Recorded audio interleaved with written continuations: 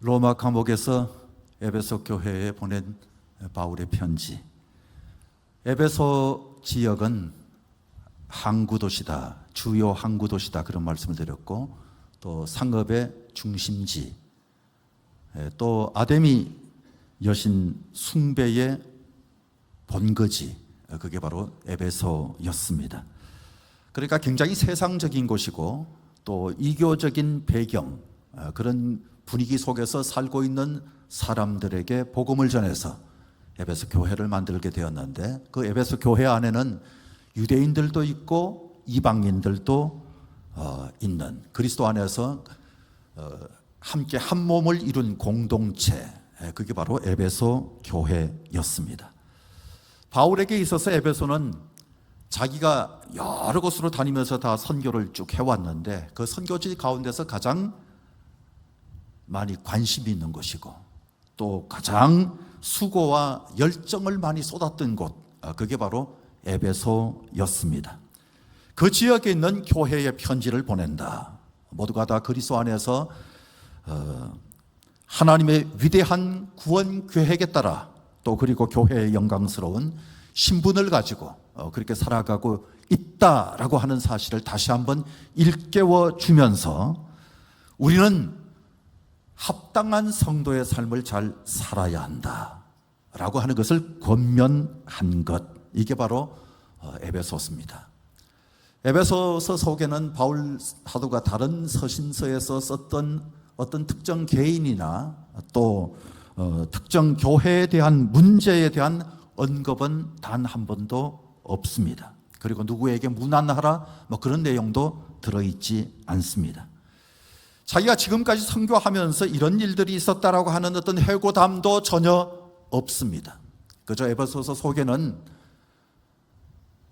주제가 딱 한 가지, 교회. 하나님께서 우리를 교회되게 하여 주셨고, 하나님이 우리를 가장 복된 자리에 서게 만들어 주셨다라고 하는 것을 강조하는, 오직 교회, 거기에 대한 주제만 다룬 것이 바로 에베소서라고 보시면 됩니다. 핵심 주제는 모두가 다 그리스도 안에서 만유가 다 통일되는 것, 그게 바로 주제입니다. 모두가 그리스도 안에서 하나 되는 것. 시작은 바울의 찬송시로 시작됐다라고 하는 말씀을 드렸습니다. 3절부터 14절까지 아예 한 문장인데, 그 한 문장, 이 긴 내용이 11절이잖아요. 그런데 그게 전부 한 문장. 그 한 문장이 성부, 성자, 성령 하나님께서 베푸신 구원. 여러분, 구원받은 것이 가장 큰 은혜입니다. 가장 큰 축복입니다.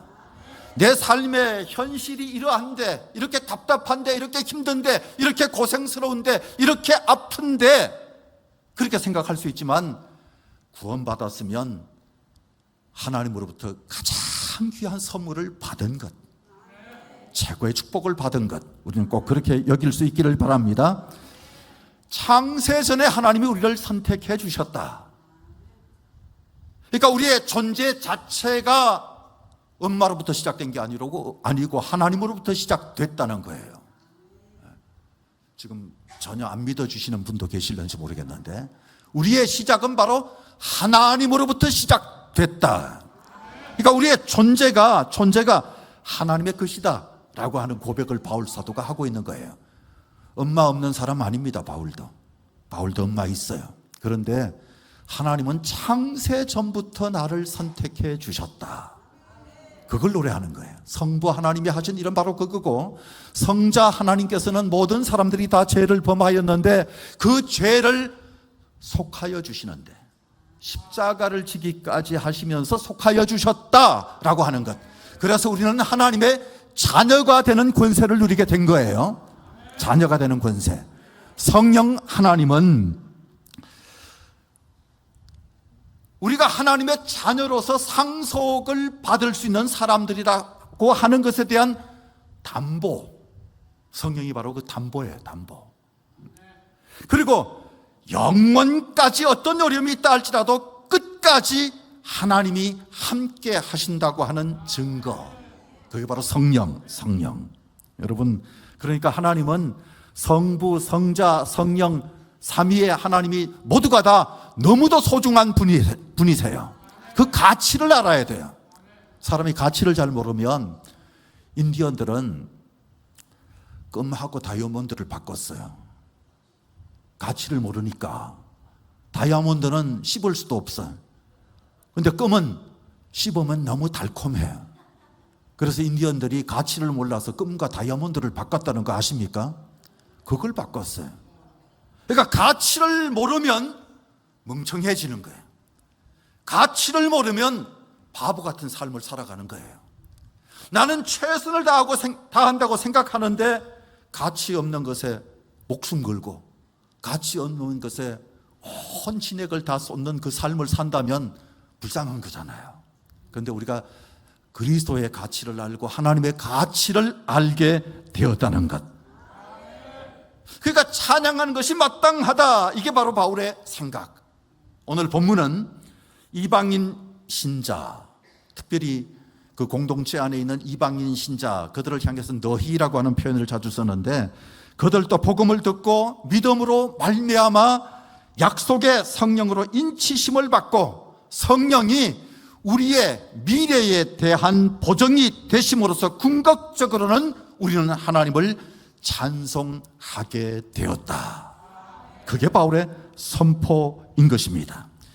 유대인이든 헬라인이든 모두가 다 함께 구원받은 사람들, 다 함께 구원받았다고 하는 것을 강조하고 구원의 시작부터 완성까지, 우리의 구원은 지금 완성되어가는 과정이잖아요. 그래서 예수 믿는 사람인데도 불구하고 때로는 실수도 하고, 예수 믿는 사람인데도 불구하고 때로는 욕심을 내고, 예수 믿는 사람인데도 불구하고 때로는 욕도 하고, 뭐 그렇게 산단 말이죠. 그래서 예수 믿는 사람이 뭐 저래, 뭐 그런 생각이 들 때도 있겠습니다만, 우리는 구원을 완성해 가고 있는 과정 속에 있는 사람들. 그런데 구원을 완성시켜 나가는 데 있어서 성령께서 역할을 하시는 거예요. 그래서 성령이 때로는 내 속에서 그거 말해, 그 말 하면서 어떤 말을 하도록 이렇게 유도해 주시는, 인도해 주시는 그런 역할을 하는 게 바로 성령. 그래서 기왕이면 성령의 말하게 하심을 따라서 말하면서 사세요. 성령은 너 같은 인간은 미워 죽겠어 그런 소리 하기를 좋아하지 않습니다. 성령은 옆에 딱 한번 보기, 성령의 말하게 하심을 따라서 말해 보세요. 이쁘네. 시작. 저보고만 얘기하지 마시고, 저는 아니까 옆 사람 보고 시작. 성령의 말하게 하심을 따라서 예쁘다, 사랑한다, 고맙다, 감사하다, 막 그런 얘기 늘 하면 인상이 펴집니다. 웃음꽃이 핍니다. 팔자가 달라집니다. 기왕이면 웃고 사세요. 인상 쓰고 맞아봐야 추석이 달라집니까? 인상 쓰고 맞지 말고 웃으면서 추석을 맞으세요. 추석 뭐 그런 것만 오면 아주 죽겠어 뭐 그러지 마시고, 그런 거 와도 하나님의 은혜, 1년 365일이 다 하나님이 주신 선물, 그러니까 하나님 앞에 감사하면서 사는 것, 이건 바로 성령께서 내 속에 계실 때 잘 되는 것인데, 오늘 본문 속에는 성령의 인치심이라고 하는 말이 등장합니다. 그래서 오늘 에베소서 4번째 시간 성령의 인치심이라고 하는 제목으로 말씀을 나누는데 은혜 되시기 바랍니다. 첫째, 이건요 구원의 증거입니다. 구원의 증거. 계약서나 결제 문서에 사인이 안 되면 그 계약서는 무효입니다. 그렇잖아요. 도장이 찍혀야 계약이 성사가 되는 거고, 사인이 되어 있다면 그 사인 받은 것이 합법성을 지니고 있기 때문에 그걸 가지고 그 권위에 따라서 어떤 일을 추진해 나갈 수 있는 거잖아요. 여러분, 여권 속에 비자 하나 도장 딱 찍히는 게 얼마나 중요한지 모릅니다. 비자가 찍혀야 그 나라에 입국이 가능하고, 비자가 찍혀야 그 나라에서 자유롭게 돌아다닐 수 있는 거예요. 그거 안 지키면 입국 자체가 안 됩니다. 제가 아마 1997, 8년경에 그 미국 비자를 받았던 것 같은데, 그 비자를 받을 때 이제 미국 대사관에 가서 줄을 쫙 서서 비자를 받습니다. 그런데 같이 줄을 서 있던 다른 교회 목사님이 계셨어요. 제가 잘 아는 목사님이 계신데 서류가 준비가 된 게 너무 얇아요. 제가 가지고 있는 서류보다도 너무 얇았어요. 그래서 제가 2장을 꽂았어요. 2장을 그냥 나눠줬어요. 그런데 이분이 제 앞에 서가지고 비자를 딱 받았는데, 빌려주기까지 했던 제가 리젝트, 거부당했어요. 여권에다 리젝트 도장을 딱 찍더라고요. 영사가 시커멓게 생겼어요. 그런데 이 여자분이 리젝트라고 도장을 딱 찍어서, 제가 리젝트라뇨? 깜짝 놀라가지고, 제가 사람들이 저렇게 줄 서 있으니까 저 줄 서 있는 사람들이 다 끝날 때까지 기다릴 테니까 다 끝나고 난 다음에 다시 한번 심사해 주세요. 그랬더니 이 영사가 깜짝 놀라가지고 뭐 이런 사람이 다 있냐 하고 이렇게 쳐다보더라고요. 그거나 말거나 정말로 그 앞에 앉아가지고, 영사가 잘 보이는데 각도 잘 잡고 제일 앞자리에 앉아가지고 끝까지 몇 시간을 계속 앉아 있었어요. 그랬더니 내가 나중에 심사해 주겠다고 하는 약속을 하지 않았는데도 불구하고 끝까지 저는 인상 쓰지 않았습니다. 끝까지 나 같은 인간을, 나 같은 사람을 비자 안 준 당신 실수한 거야, 그걸 느끼게 만들려고 표정을 아주 잘 지으려고 노력을 많이 했습니다. 눈빛을 보낼 때도 당신은 꼭 나를 다시 심사해 줘야 돼, 해줄 줄로 나는 믿어, 나 당신 믿는다, 그런 아이 메시지를 계속 보내고 그 앞에서 줄기차게 앉아 있었더니 다 끝나고 난 다음에 다 정리하고 일어설 줄 알았는데 결국은 딱 다시 부르더라고요. 갔더니 왜 그러냐고 물어요. 그래서 나는 비자가 안 나오리라고 생각도 해본 적이 없고 안 나온 이유를 모르겠다. 왜 내가 리젝트 되냐, 내가 왜 거부당해야 되느냐. 그러더니 그 옆에 앉아있던 한국 사람이 서류를 어디서 준비했냐고, 그 준비한 사무소에서 한 장을 빠뜨렸다고, 중요한 것 한 장을 번역을 안 해가지고 그냥 넣어놨다고. 그래서 안 된 거니까 그 여행사 가가지고 항의를 하세요 그러더라고요. 항의나 마나 그건 나중에 할 일이고 일단 그게 있다는 거 빨리 막 설명을 해라. 당신 옆에서 거들어라. 그랬더니 설명을 또 옆에서 하더라고요. 그래서 리젝트 했던 것을 볼펜으로 쫙 지우고 이분이 비자를 딱 내줘서 제가 그 이후에 계속 미국을 들어갈 수 있게 됐습니다. 한 번 리젝트 당하면 다시 가기가 쉽지가 않습니다. 다시 비자 받기가 쉽지가 않았었어요. 여러분, 그 도장이 바로 힘이고 권위인 거예요. 그 도장이 힘입니다. 우리가 구원받고 하나님의 자녀가 된 것도 마찬가지인데 하나님께서 최종 결제 사인을 딱 해주셔야 우리의 구원이 완성되는 건데, 여러분, 하나님이 결제하셨습니다.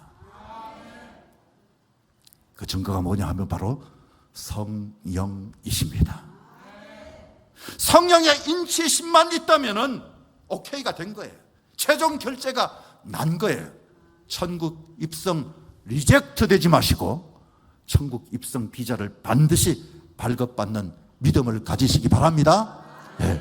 인치심을 받는 것, 이것은 에스프라기스테테라고 하는 표현을 헬라어에서 썼는데, 이건 성령으로 도장 찍었다, 아우리스터 송테, 이건 미완료 행위를 말하는 것인데, 이것은 하나님께서 하나님에 의해서 다 이루어졌다, 그걸 강조하는 거예요. 하나님께서 다 이루셨다, 내 구원에 대해서 하나님이 도장 찍으셨다. 할렐루야. 하나님 도장 찍었어요. 의심하지 마세요. 하나님이 도장을 찍으십니다. 고대 사회에서는요, 소유권, 또 어떤 문서의 진실성, 그리고 보호를 나타내는 것을 위해서 도장을 찍는 거예요. 그런 의미로 도장을 찍는 거예요. 영적으로는 우리는 하나님의 소유가 됐다는 그런 의미예요. 나는 하나님의 소유가 되었다는 것. 우리의 구원은 진실한 것이다 라고 하는 의미로 성령으로 도장 찍으시고, 구원의 날까지 내가 늘 함께하면서 보호해주고 인도해 줄 것이다. 그런 의미로 성령의 인치심, 그걸 확증하는 표징으로 오신 분이 바로 성령이십니다. 13절에 특별히 이 성령을 약속의 성령, 13절에 보면 그렇게 표현을 했습니다. 구약에서 예언되었던 분이십니다. 예수님이 약속하신 분이십니다. 그리고 새언약 시대에 모든 믿는 누구에게나 다 주어지는 하나님의 선물이십니다. 하나님의 선물. 성령의 인치심은 우리가 바로 하나님의 자녀가 되었다는 것을 확정해 주는 것. 그 내적 증거이기도 하고 또 외적인 표시이기도 한 것이 바로 성령. 여러분, 성령 받으면 그게 보이지도 않는데 표가 날까? 여러분, 저는 분명히 난다고 믿습니다. 성령의 열매가 맺히거든요. 성령의 열매가 맺히는 거잖아요. 성령의 열매는 사랑과 희락과 화평과 오래 참음과 자비와 양성과 충성과 온유와 절제, 이런 게 나타나는 거예요. 그러니까 나는 절제가 안 돼. 그러면 성령의 열매가 죽었어요. 열매가 썩었나 봐. 썩은 열매는 버려야 돼요. 그죠? 성령의 열매가 맺히면 그게 증거잖아요. 열매가 맺히게 돼 있단 말이에요. 열매가 뭐라고요? 사랑과 희락과 화평과 오래 참음과 자비와 양성과 충성과 온유와 절제. 오늘 미리 말을 맞춰놓은 분들만 저렇게 대답하나 보다 그러나 본데, 그게 성경에 나오는 그 순서대로 우리가 평소에 그냥 외워도 또 이런 때 이제 드러나는 거잖아요. 그죠? 순서가 틀려도 상관이 없고, 다 못 외워도 상관이 없고, 9가지 열매인데 이거는 한꺼번에 그냥 맺힐 때도 있고 한꺼번에 안 맺힐 때도 있어요. 막 성질 부리면서 야단을 치고 마귀상을 하고 이럴 때는 그 열매가 하나도 안 보여요. 하나도 안 보여요. 그런데 정말 막 사랑이 그냥 철철 넘쳐 흐르고 그냥 온 얼굴에 그냥 은혜가 이렇게 보이면 그때는 그 열매가 한꺼번에 다 나타나는 거여서 성령의 열매는 단수로 기록을 해놨어요. 9가지니까 복수해야 하는데 헬라어에 보면 이걸 단수 취급을 했어요. 단수 취급을. 성령의 열매가 가득 맺히는 축복을 누리시기를 바랍니다. 이게 바로 약속된 것. 우리는 하나님의 소유. 이걸 하나님이 주권적인 행위로, 하나님의 주권적인 행위로 믿는 자에게 그 영혼에 아예 새겨 놓으신 지울 수 없는 표식, 그 표식이 있는 거예요. 소떼나 양떼들에게 내 거라고 하는 표시로 그 마크를 딱 이렇게 해놓거든요. 큰 목장에서는 그걸 다 마크를 해놔요. 소들이 막 섞여도 자기 소유를 알기 위해서 마크를 딱 해놓는 건데, 여러분, 우리 속에는 성령의 표시가 있는 거예요. 성령의 표시가 있어요.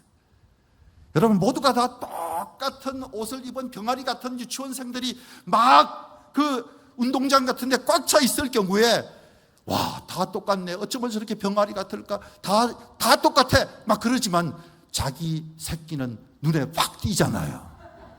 그죠? 눈에 확 띕니다. 아무리 똑같게 보이고 그냥 전부 다 똑같은 병아리처럼 보여도 자기 애는 집에서 하던 짓을 그대로 그 운동장에서도 막 하고 있고, 그죠? 눈에 확 띕니다. 눈에 확 띄어요. 우리가 하나님의 자녀인 것을 하나님이 아시고 수많은 사람들하고 비슷한 모습으로 지내고 있다 할지라도 우리 속에는 하나님이 새겨놓으신 표시가 있기 때문에, 우리 속에는 성령이 계시기 때문에 하나님은 우리를 알아보시고 우리를 보호해 주시고 축복해 주시는 분이시다 하는 사실을 기억하시기 바랍니다. 그러니까 우리가 받은 구원이 하나님 앞에서 진실하고 영원한 효력이 있는 것이라는 사실, 그걸 바로 성령이 우리에게 보증서 주는 것이다, 그렇게 보시면 될 겁니다. 근데 어떤 사람은 구원받은 확신이 없어요.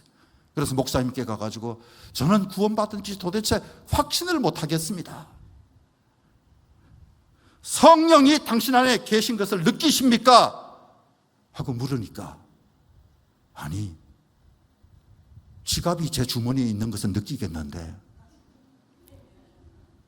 성령이 계신 것은 그런 느낌이 없습니다. 여러분, 성령은 지갑이 주머니에 있는 것처럼 그렇게 느껴지는 것은 아니에요. 그렇게 느껴지는 것은 아니에요. 그런데 성령이 우리 안에 계시면 반드시 열매가 나타나는 것. 성령이 살아계시면 열매가 맺히는 것. 열매가 맺히는 것. 꼭 기억하십시오. 열매가 맺히고 사람이 좀 달라졌네. 내가 봐도 내가 많이 달라졌어. 우선 말하는 게 달라졌어. 전에는 웃음이 없어서 지옥에서 출장 나온 사람 표정이라고 사람들이 많이 얘기했었는데 나는 언제부턴가 자꾸 웃음이 나네. 그러면 그 성령이 살아계신 거예요. 성령이 살아계신 거예요. 전에는 무슨 일이든지 못하겠다 늘 그랬는데 할 수 있다는 생각이 들고 자신감이 막 들고 이러면 그 성령이 내 속에 역할해 주시는 거잖아요.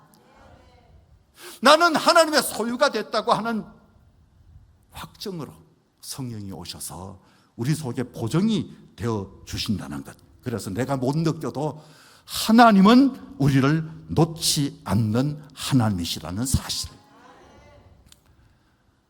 다니엘이 늘 하던 대로 하나님 앞에 기도하는 삶을 사니까 다리오 왕이 어쩔 수 없이 그 간신배들 때문에 그를 사자 굴 속에 넣기로 결정을 합니다. 그런데 굴어기를 돌로 막고 자신의 반지와 귀족들의 인봉으로 완전히 봉인을 한 것이 나오는데 다니엘서 6장 17절 말씀에 보면 이에 돌을 굴려다가 굴어기에 막음에 왕이 그의 도장과 귀족들의 도장으로 봉하였으니 이는 다니엘에 대한 조치를 고치지 못하게 하려 함이었더라.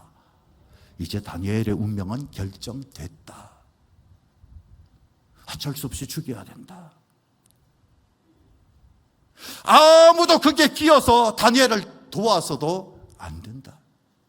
그런 의미로 도장을 짓고 문어기에다가 아무도 사람은 출입하지 못하게 만들었던 겁니다. 그런데 하나님은 그 봉인된 굴 속의 다니엘을 보호하십니다. 사람은 누구도 들어가서는 안 되지만 하나님이 봉인된 굴 속에 다니엘을 보호해 주시는 거예요. 죽지 않았어요. 성령의 인치심이 바로 이런 겁니다. 우리를 하나님의 소유로 봉인해 놓으신 거예요. 하나님의 소유로 봉인해 놓으신 것. 그래서 사탄의 권세나 세상의 어떤 위협으로부터도 우리의 구원은 안전할 줄로 믿으시기 바랍니다. 요셉이 총리가 되었을 때 바로 왕이 총리로서 역할을 나를 대신해서 마음껏 해라, 그런 의미로 인장 반지를 요셉에게 줍니다. 창세기 41장 42절. 자기의 인장 반지를 빼어 요셉의 손에 끼우고 그랬습니다. 그는 이제 대리자로서의 합법성을 지닌 존재다 하는 것을 그 반지만 봐도 사람들이 알 수 있게 만들어 주신 것. 여러분, 성령이 인치셨다고 하는 말은요, 바로 우리가 하나님의 자녀로서의 권위를 가지고 살게 됐다, 그런 의미입니다. 권위를 가지게, 하나님의 자녀가 됐다는 거예요. 여러분, 하나님이 절대 계속해서 옆집 아저씨면 안 됩니다. 하나님은 아버지 되셔야 합니다. 하나님은 아버지 되셔야 돼요. 교회 다니는 사람들은 도대체 아들도 가서 아버지라 그러고 손주도 가서 아버지라 그러고 나도 아버지라 그래야 되고 이게 도대체 어떻게 돼가는 건지 집안 꼴이 희한해진다, 교회 다니고 보니까. 뭐 그렇게 생각하는 분들이 있을지 몰라도 하나님은 만인의 아버지. 특별히 믿는 자들에게는 하나님의 자녀가 되는 권세를 주신다고 성경이 약속했기 때문에 다시 강조합니다. 우리는 하나님의 자녀입니다. 그리스도 안에서 헤아릴 수 없는 가치 다 지니고 사는 그런 존재가 됐다라고 하는 것이고, 두 번째는 기업의 보증입니다. 14절 말씀에 이는 우리의 기업의 보증이 되사, 보증이라고 하는 말은 고대 상업 용어, 이건 계약금, 선불금 그런 의미예요. 계약금, 선불금. 계약금 주는 것은 전체 금액을 반드시 지불할 것이라고 하는 일종의 약속이잖아요. 그죠? 확실한 약속인 거잖아요. 담보예요. 법적 권리를 그때부터 보장받습니다. 내가 이제 계약한 사람, 예를 들어 이 건물의 주인 될 사람, 이런 보장을 받는 것. 근데 성령님은 장차받을 하늘의 유업, 우리가 장차받게 될 하늘의 유업, 다시 말하면 영원한 생명 그리고 부활, 그리스도와 함께 누릴 영광에 대한 하나님의 선불금, 하나님이 주신 담보, 그게 바로 성령이십니다. 그러니까 우리의 미래에 대한 확실한 보증을 하나님이 우리 속에 주신 것이다, 그렇게 믿으시고, 우리의 기업이 하나님이 크게 축복하시는 기업이다 하는 것을 꼭 기억하시기 바랍니다. 기업이라고 하는 말은 클레오 노미아스라고 하는 헬라어인데 상속받을 유업을 뜻하는 것입니다. 자, 이렇게 하나님께서 우리에게 기업을 주시는데, 유업을 주시는데 하나님의 약속은 변함이 없어요. 앞으로도 변치 않을 약속이라는 사실을 꼭 믿으십시오. 만약에 그게 확실하면 아무리 고난이 밀려와도 흔들리지 않습니다. 시련이 와도 흔들리지 않습니다. 이겨내는 거예요. 다 이겨내는 것. 아브라함은 하나님으로부터 자손과 땅에 대한 약속을 받습니다. 근데 눈에 보이는 게 하나도 없어요. 그런데도 불구하고 아브라함이 믿습니다. 창세기 15장 6절에 보시면 아브라함이 여호와를 믿으니, 아브라함이 여호와를 믿으니 여호와께서 이를 그의 의로 여기시고, 하나님이 그걸 의로 여기시는 거예요. 그래서 그에게 언약을 주십니다. 언약을 주셔요. 그 언약을 주신 것에 대한 성취가 다 이루어지는 것, 그리고 또 우리가 받을 영원한 기업에 대한 확실한 보증, 이게 바로 성령.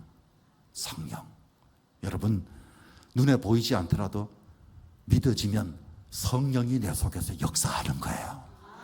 성령이 내 생각을 도와주는 거예요. 오직 믿음으로 앞으로 나아가는 그런 삶을 살아야 돼요. 여호수아와 갈렙은 특별히 가나안 땅에 들어가서 정탐하고 나와서 보고를 잘하잖아요.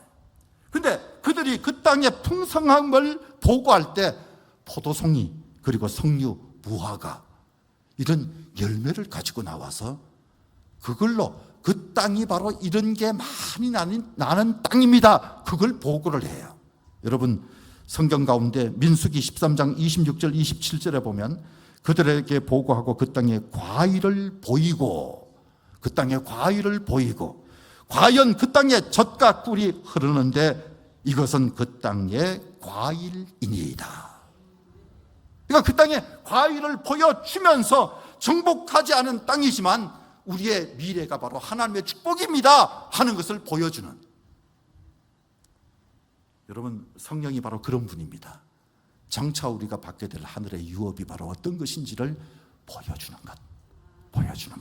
여러분, 미리 맛보는 보정으로 오신 성령이 내 속에서 활발하게 역사하시도록 만들어가는 것이 우리의 할 일입니다. 그게 우리가 해야 될 일이에요. 여러분, 마지막으로는 찬송의 이유, 성령의 인치심은 찬송의 이유가 된다 하는 사실. 14절 말씀에, 방송실에서 세 번째 안 띄웠어요. 14절, 그 얻으신 것을 속량하시고 그의 영광을 찬송하게 하려 하심이라. 찬송하게 하려 하심이라.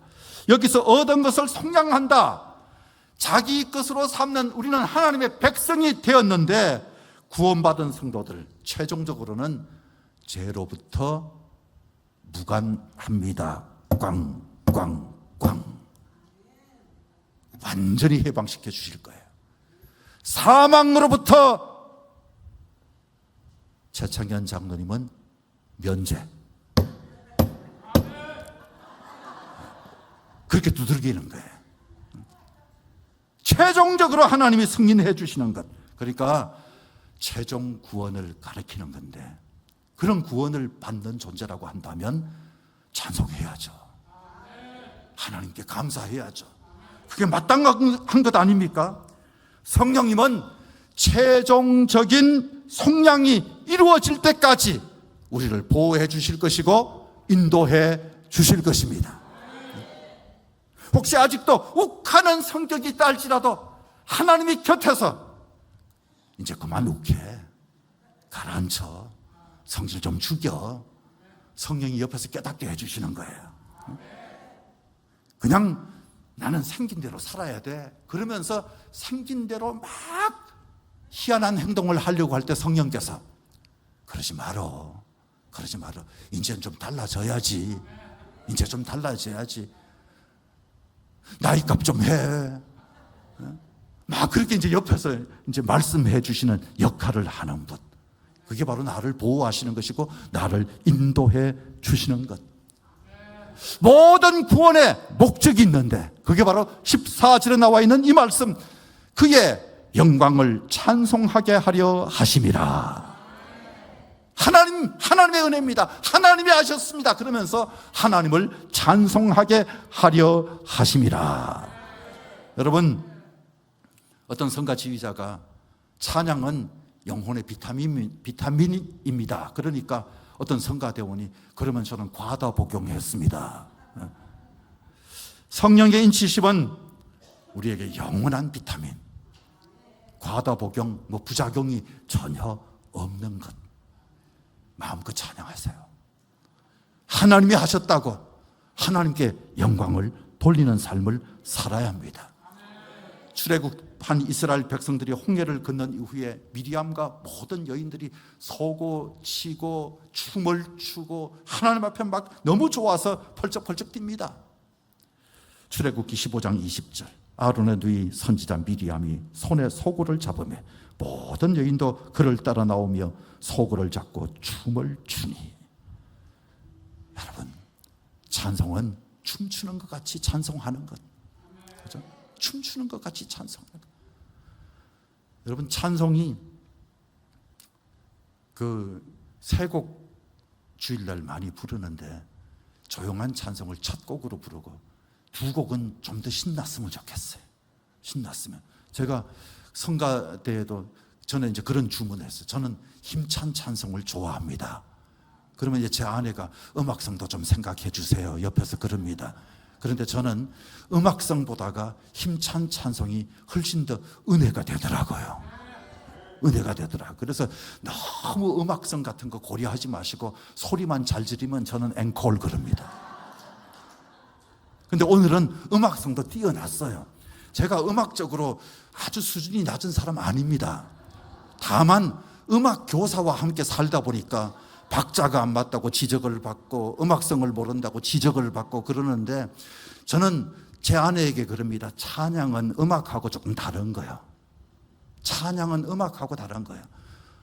우리는 냄비 뚜껑을 뜯으면서도 찬양할 수 있는 거고 말이죠. 그죠? 우리의 찬양은 훨씬 더 다양하고 훨씬 더 폼나는 것이에요. 우리는 정말 기뻐 뛰며 참여하는 거예요. 근데 세상 음악 하는 사람들은 막 펄쩍펄쩍 뛰는데 찬양하는 사람들은 펄쩍펄쩍 뛰는 것이 애들만 그래요. 그죠? 세상 사람들은 그냥 나후나 그 연세가 많은 분이 나와도 그냥 거기에 막 감동을 받고 표정이 그냥 완전히 은혜 받아가지고 그러면서 찬송을 부를 때, 교회에서 예배를 드릴 때 그 표정은 왜 그러냐고요. 왜 그러냐고요. 여러분, 우리가 좀 갈아엎어야 돼요. 바뀌어져야 돼요. 바뀌어져야 돼요. 찬송은 가장 영광스러운 것입니다. 모든 구원 사역이 바로 이 영광을 위해서 한 것. 다윗이 골리앗을 물리쳤을 때 수많은 백성들이 말이죠, 다윗을 막 찬양하니까 다윗은 아니 그게 아니고, 그러면서 자기는 모든 영광을 다 하나님께 돌립니다. 사무엘상 17장 47절에 여호와의 구원하심이 칼과 창에 있지 아니함을 이 무리에게 알게 하리라. 전쟁은 여호와께 속한 것인즉 그가 너희를 우리 손에 넘기시리라. 하나님이 넘기시면 승리하는 거예요. 하나님이 넘기시면 승리하신다. 넘지 못할 것 같은 모든 난관도 하나님이 넘기시면 승리하는 것 믿으시고 그냥 웬만하면 땡겨서 막 감사해야 돼요.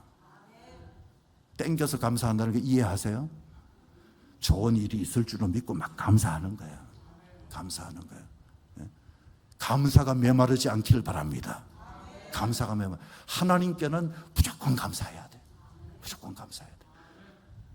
정말 지금 너무 힘들다니까요. 그래도 감사하세요. 범사에 감사하라. 이는 그리스도 예수 안에서 너희를 향하신 하나님의 뜻이니라. 하나님의 뜻이니라. 여러분 몇 가지로 말씀드렸습니다. 성령의 인치심, 구원이 확실하다고 하는 변치 않는 증거. 그 다음에 성령의 인치심, 우리가 장차 받을 영원한 기업에 대한 확실한 보증. 그리고 세 번째, 이 모든 성령 사역은 결국은 하나님께 영광을 돌리라고 하나님께서 주신 것. 우리는 이 땅을 살아가면서 장차 막대할 유산을 받을 사람, 그러면요 언젠가 행복할 날이 오겠지가 아닙니다. 막대한 유산이 보장된 사람은 지금 벌써 막 행복한 거잖아요. 그죠? 지금 행복한 거. 그리스도인으로서 행복해야 합니다. 맨날 난 참 바보처럼 살았군요 그러지 마시고 나는 행복합니다. 그 고백이 우리의 고백 되어야 하는 것. 상속이 약속된 사람은, 보장된 사람은 세상도 함부로 대할 수가 없습니다. 함부로 대하지 못하는 거예요. 우리가 여유가 있고 용서하고 막 이렇게 사는 것도 풍요로움이 보장되어 있을 때 나오는 거예요. 이제 풍요로움이 다 보장되어 있을 때 나오는 것. 사랑하는 여러분, 날마다 성령 안에서 분명히 확신하시고 하나님의 은혜 누리면서 찬송하며 사시기를. 끝나는 거 벌써 아셨어요. 주의 이름으로 축복합니다. 할렐루야. 기도하겠습니다.